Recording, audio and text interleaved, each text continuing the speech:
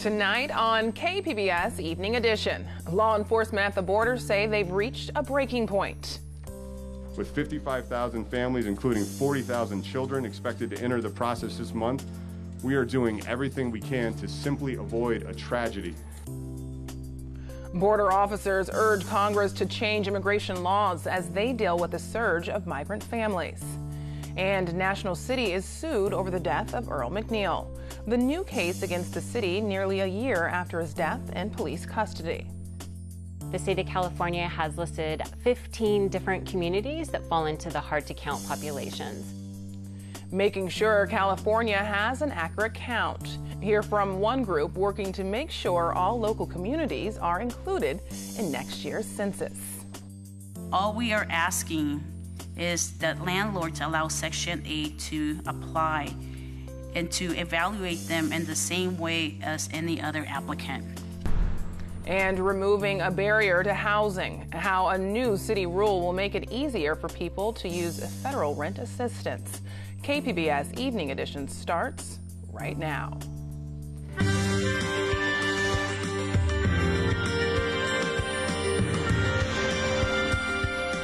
Good evening. It's Wednesday, March 27th. Thanks for joining us. I'm Ebony Monet.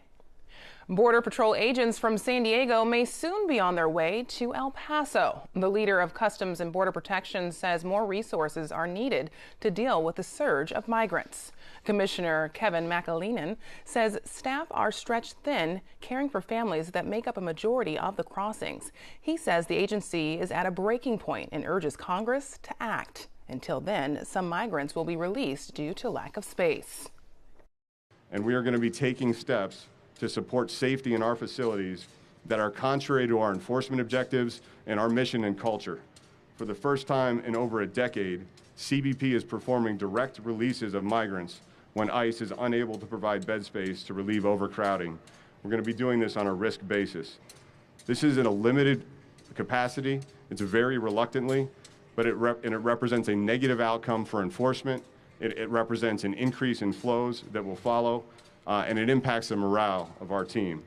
But is the only current option we have from a life and safety perspective to try to reduce the overcrowding in our facilities. CBP expects to detain more than 100,000 migrants in March, the highest one-month total in more than a decade. 750 Border Patrol agents will be reassigned to the El Paso area. Immigration is the key issue behind a legal fight over the 2020 census. The state is suing the Trump administration, arguing a question about citizenship could negatively impact the population count. Earlier this month, a second federal judge blocked an effort by the Trump administration to add the question to the census. California is spending $100 million on census outreach, which includes non-English speaking communities. With the 2020 census count just months away, there's an effort by community organizations brought together by United Way to ensure an accurate population count. An undercount could mean the loss of tens of millions of dollars in federal funding each year. So I'm joined now by Michelle Silverthorne with Count Me 2020. Welcome, Michelle. Thank you so much. So what is Count Me 2020? Count Me 2020 is a coalition of 100+ community organizations and civic groups that have come together to ensure a complete and accurate count for the 2020 census in San Diego and Imperial counties, focusing on the hard-to-reach communities. And when you say hard-to-reach communities, can you describe why might a community be deemed hard to reach? Sure. These are communities that you might think of as disenfranchised or traditionally underrepresented. The state of California has listed 15 different communities that fall into the hard-to-count populations. So this is a handful of ethnic groups like Latinos or African Americans, but also 0 to 5-year-olds, seniors, homeless people. And two populations that are really important to think about are those with limited English proficiency, as well as those with low broadband access, because the questionnaire will be presented primarily in an electronic form. So what's the risk of having an undercount? That's a really good question. So The state of California has told us that 255,000 individuals are considered hard to count. And we need to ensure that all of these individuals are counted because of federal, state, local funding. And these are for services like schools and roads, but also family stability resources like SNAP and Medicaid. Additionally, it will dictate future congressional seats. State leaders have spoken out against the recent addition to the census of the question asking whether or not the participant is a citizen. Any concerns about that question appearing?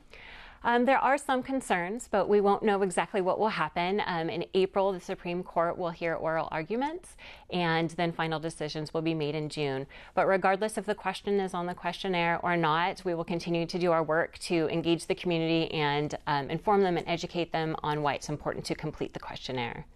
And if there's a population of people who say are not citizens and who may express any sort of concern about their information being out there and sharing their information, what do you say to assure people that their information and their privacy is being protected? Absolutely. So this is a really important question, and I think anyone would be concerned about data, especially in this day and age. By law, this information that's collected on the questionnaire is for statistics and data purposes only. And there are different efforts that are in place now to ensure security and safety of the information. Are you utilizing the internet in any way to help with this message? So we do have a website set up. It's countme2020.org, and we've just launched it, but we will have different resources on the page regarding the census, regarding the importance of taking the questionnaire, as well as activities and events and different ways for volunteers and other individuals to become involved. Michelle Silverthorne with Count Me 2020. Thank you so much. Thank you. Facebook is taking a stronger stand against hate speech on its platforms. Starting next week, Facebook and Instagram will ban the support of white nationalism and white separatism. The company says it spent months debating the new policy. Enforcement will begin next week. Those who search related terms will be redirected to a group called Life After Hate, which helps people leave violent hate groups. It's been 500 years since the Spaniards conquered what is now Mexico. But Mexico's president was in Tijuana today, once again calling for Spain to apologize for crimes against Native people. KPBS border reporter Jean Guerrero tells us how this is drawing strong opinions here in the U.S. Andrés Manuel López Obrador made history when he won the Mexican presidential elections last year, promising to prioritize the needs of indigenous people and the poor. This week, he asked the Spanish king and the Pope to apologize for mass killings and other destruction against the natives during the conquest in the 1500s. Es conveniente ofrecer disculpas a los pueblos originarios. It's appropriate to apologize to Native peoples because there is no doubt that there were abuses.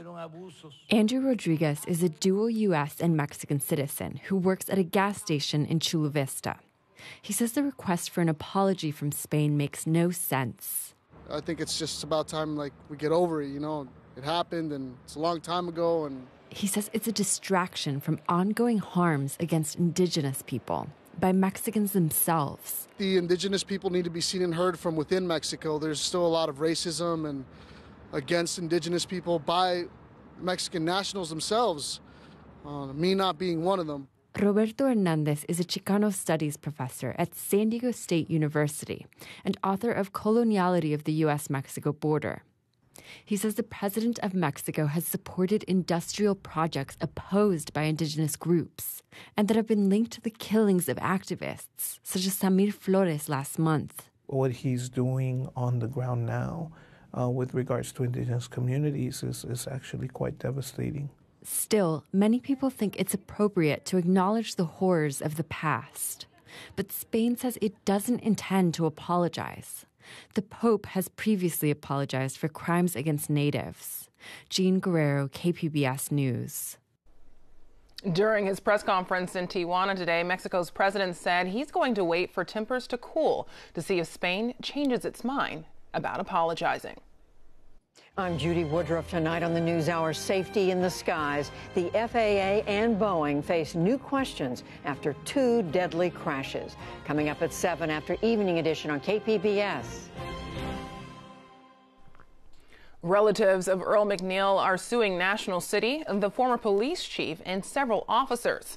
McNeil died last year after an encounter with National City Police. He was detained for several hours in a restrictive device called a wrap. He stopped breathing and died of brain damage. The lawsuit accuses the city and others of excessive force and failing to provide proper medical care. The district attorney's office decided no one involved in McNeil's arrest will face any criminal charges. The county is moving forward with plans to build a new mental health facility. Supervisors voted today to begin work on a site in Hillcrest near the UC San Diego Medical Center. The county owns the land, but the building has been vacant for nearly 10 years. Supervisors hope to turn the building into a large-scale center that will offer a variety of mental health services.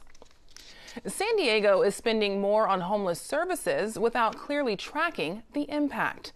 That was the finding of a new taxpayer survey. KPBS reporter Priya Sridhar has more on the results. Countywide spending on homeless services increased by more than 2,000% between 2009 and 2018, according to a new report by the San Diego Taxpayers Educational Foundation. The foundation is part of the San Diego County Taxpayers Association, a fiscally conservative nonprofit. The group found each of the county's jurisdictions does a poor job of tracking homelessness data points like use of homeless services. Haney Hong is president and CEO of the group. It's really vital that if we're going to try to have impactful interventions in homelessness, we have to really understand the nuances in the problem. The report also found that there was inconsistent tracking of homeless residents throughout the county. Priya Sridhar, KPBS News. The mayor's office responded to the report, saying there's no easy answer to ending homelessness, but doing nothing is not an option. And the programs that the city has put in place are making a difference. Local renters can wait up to 10 years to get into the federal Section 8 program. And when they do, landlords don't always have to accept the subsidy as a form of payment. KPBS reporter Taryn Minto says a new city rule is giving families hope. This is my home. Welcome to my home. Jacquelina Hernandez Romero shows off her two-bedroom apartment in North Park. The wide front room is covered in a worn brown carpet, but it's well lit by the sun coming through the vertical blinds. Is roomy, as to us it is. Us includes her mom and husband, and this week her son and two grandkids are visiting from out of town. The spider went to sleep. The end. The apartment fits her family just fine, but the $1,500 a month rent is tough on her budget. She says disability insurance for her mom and husband brings in less than $2,000 a month. I go, God, this is what we have for the rent. This is what we have left over for food. This is what we have for bills. This is it. So it was a life-changing moment when she learned she'd receive a rental voucher of more than $600 a month. October 19th of 2018. Yes! Hernandez Romero also had a voucher back in 2006, but gave it up because her complex had a no-voucher policy. That's changing under a new city law. Our city leaders decided to enact an ordinance that would help remove some of the barriers to housing. That's Rosalina Spencer with the Legal Aid Society of San Diego. The fair housing attorney is referring to a new ordinance that bars landlords from denying applicants just because they use rental subsidies. Councilwoman Georgette Gomez proposed it in July to help low-income tenants find housing in high-opportunity areas and avoid homelessness. All we are asking is that landlords allow Section 8 to apply and to evaluate them in the same way as any other applicant. The law takes effect later this year, but Hernandez Romero needed help now, and Legal Aid Spencer stepped in. She said, maybe they don't know the law. Maybe they do not know it.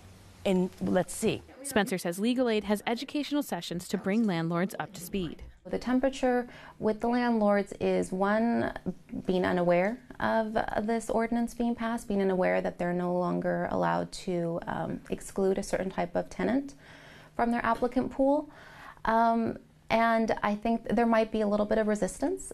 Opponents say voucher programs mean more regulations for property owners, including inspections. The local housing authority says it's streamlining hurdles and has a landlord advisory committee.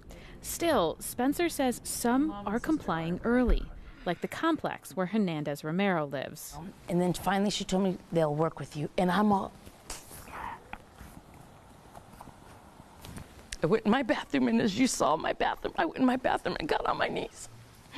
And I asked God, thank you. I said, thank you very much. And I said, bless them for helping us, and bless them for wanting to work with us. Management company R.A. Snyder told KPBS all of its San Diego properties will follow the law even before it's mandatory. But Hernandez Romero doesn't have the voucher just yet. An inspection found a few things that need fixing. One of the things that they requested was weather stripping. Plus a new rug and safety upgrades to the exterior railing. The new carpet was scheduled, but R.A. Snyder says it's still figuring out the railing. A company rep says it wasn't aware that would delay the voucher, but the Housing Commission says safety matters must first be addressed. Very, very busy. In the meantime, Hernandez Romero says she is praying that other landlords also give voucher recipients a chance. That God will soften their hearts. And I'm certainly glad that the R.A. Schneider their hearts were softened, and that they allowed us to say, okay, we'll work with you. We'll work with you. She plans to use the monthly savings to buy a reliable car. The 1994 vehicle that was donated to her can't make the long drive to visit her grandkids. Taryn Mento, KPBS News. Violators can be taken to court and forced to pay fines of up to 3 times their unit's monthly rent. MTS wants to redevelop some of its land in a transit-friendly way. KPBS Metro reporter Andrew Bowen says a recent call for ideas is starting to pay off. Right next to the Palm Avenue trolley station in the South Bay is a giant, mostly empty parking lot. The land is owned by MTS, which would prefer to see it developed into something more useful. The agency's executive committee recently authorized negotiations with 2 developers who want to build low and moderate income housing there. MTS CEO Paul Jablonski says the agency used to focus on market rate housing because it brought in the most money. But what we found was that doing market rate housing didn't necessarily translate to transit riders. And, transit-oriented development is supposed to, generate transit riders. MTS is also working on getting new housing built near trolley stations in the East Village and Grantville. Supporters say high-density housing near transit helps relieve San Diego's housing crisis and reduces greenhouse gas emissions. Andrew Bowen, KPBS News. A lot of baseball fans will be at Petco Park tomorrow to see the Padres season opener. In a moment, we'll hear from sports writer Lee Hacksaw Hamilton on this year's team. But first, Dajia Swad has the forecast for tomorrow's game. As we continue through this evening, still going to be clouds around. Here's a look at the radar and satellite for the past several hours. To our north is where we had lots of moisture and continue to see unsettled weather due to a low pressure system. Here at home, not really going to be talking about too much in the way of wet weather as we continue into a closer look at San Diego County. Just clouds continue to come across the region. Breaks of sunshine is what we saw throughout the day. And as we continue through tonight, we'll continue to see partly cloudy skies dropping down into the upper 50s here in San Diego. If you're out to Oceanside, a low of 48, 58 in Borrego Springs, and 42 in Mount Laguna, also getting a fair share of cloud cover. Now that changes up as we head into tomorrow, and that's because we see an upper level high pressure off Southern California really build, and that's going to limit any moisture from coming into our area. But as you head to the north, notice it is unsettled. So if you have any travel plans to Sacramento, Reno, it's going to be wet and slippery. But here at home, we're going to watch a warming trend really take place, and that's just in time as we start our baseball season. Opening day for the San Diego Padres playing the Giants. First pitch at 1:10 p.m. Lots of sunshine, sitting in the upper 60s, and not going to be overly breezy here near the coast. As you head into the deserts and mountains for tomorrow, well, we could be talking about some breezy conditions going on. We're looking at a high of 66 in Oceanside, once again upper 60s in San Diego, 81 in Borrego Springs, and 54 from Mount Laguna, for tomorrow's high. Into this weekend, still remaining pretty tranquil for Southern California. Nice forecast in place with temperatures rising a bit above average. Also going to feel that warmth at the coast. So for tomorrow, Friday, still near average, but then we'll go into the 70s Saturday, Sunday, and Monday. Inland areas will be into the 80s by the end of the weekend with lots of sunshine. Also going to be feeling that warmer air. Moving into the deserts, nearing 90 degrees by Sunday and Monday. And if you're out to the mountains, coming out of the 50s into the 60s for your extended forecast. Reporting for KPBS News, I'm your AccuWeather meteorologist, Dajia Swad. Back to you. The day San Diego baseball fans has been waiting for is finally upon us. The San Diego Padres home opener kicks off tomorrow with a 4-day series against the San Francisco Giants. Joining me to help discuss all about the upcoming season is longtime San Diego sports broadcaster Lee Hacksaw Hamilton. Thank you so much for being here. My pleasure. Are you ready for opening day? Because I think the community is. I'm ready. So tell me about Manny Machado. That seems to be all anyone's talking about. I believe they got him for, what was it, $300 million? Yeah, the Padres went into the free agent market like they've never, ever done it before. Everybody in baseball is making a lot of money. There's a lot of money available for player acquisitions. They had never been really a big bidder for a free agent, upper echelon free agent. And they signed him to a $300 million contract, which is stunning. But they had a low payroll. They have so many young players on the roster. They had a lot of budget space to be able to do this. Manny put up unbelievable numbers with the Baltimore Orioles in a really bad situation. Got traded to the Dodgers at the end of the season because Baltimore knew they could not re-sign him. And the Padres jumped in and paid a lot of money. Big-time player, big-time production. Big-time expectations, too, right? And we'll have to see if he's got big-time leadership capabilities, because he's never shown that before. But the guy has put up phenomenal numbers as almost a perennial all-star, and he's only 26 years of age. So, do you think that's changed the mood leading up to the home opener? We've had so many bad years here in San Diego, and one playoff win in a decade. The fans believe in this ownership. The ownership has poured a lot of money into the farm system. We're starting to see some of the really good young players here. Machado joins Eric Hosmer, Will Myers. They've got only really 3 established veteran players, but he will provide them the impetus to make everybody else in the batting order better. So, yeah, there's a lot of excitement. How good are they going to be? You need a lot of improvement. They were 66 and 96 last season. They were miserable. They could not hit. They did not have pitching. Well, now they got another big bat.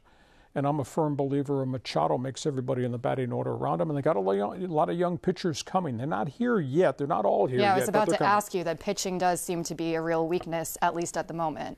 They had the worst starting pitching staff in all of baseball last season. Now they go to the opening series against the Giants tomorrow with 3 really young starters, 1 established starter, and the ability to call up more young pitchers if those young pitchers prove they can pitch at AAA or AA.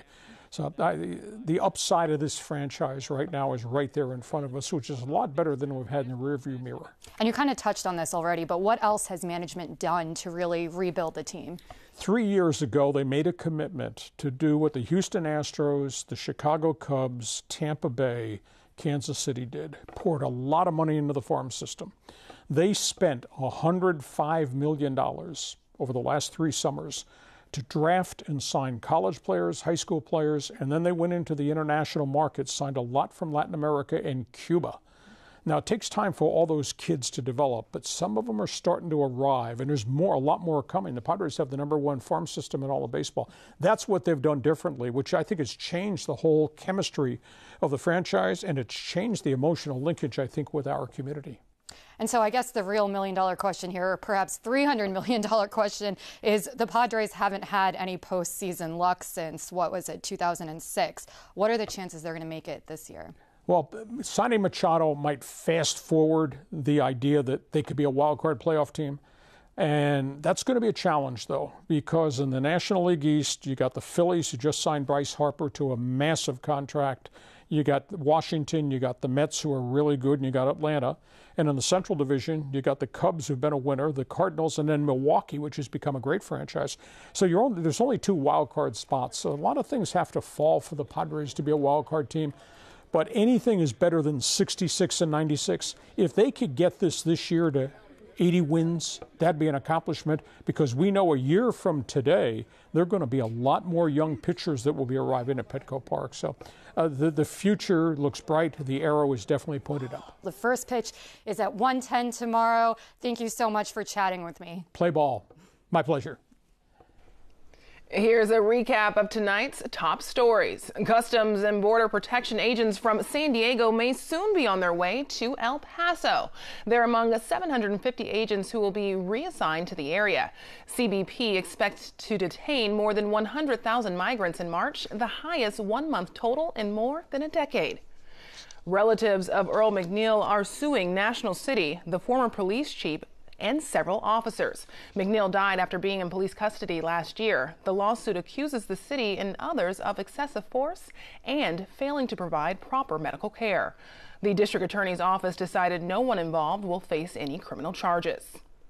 County supervisors voted today to begin work on a new mental health facility in Hillcrest. The current location is a vacant building near UC San Diego Medical Center.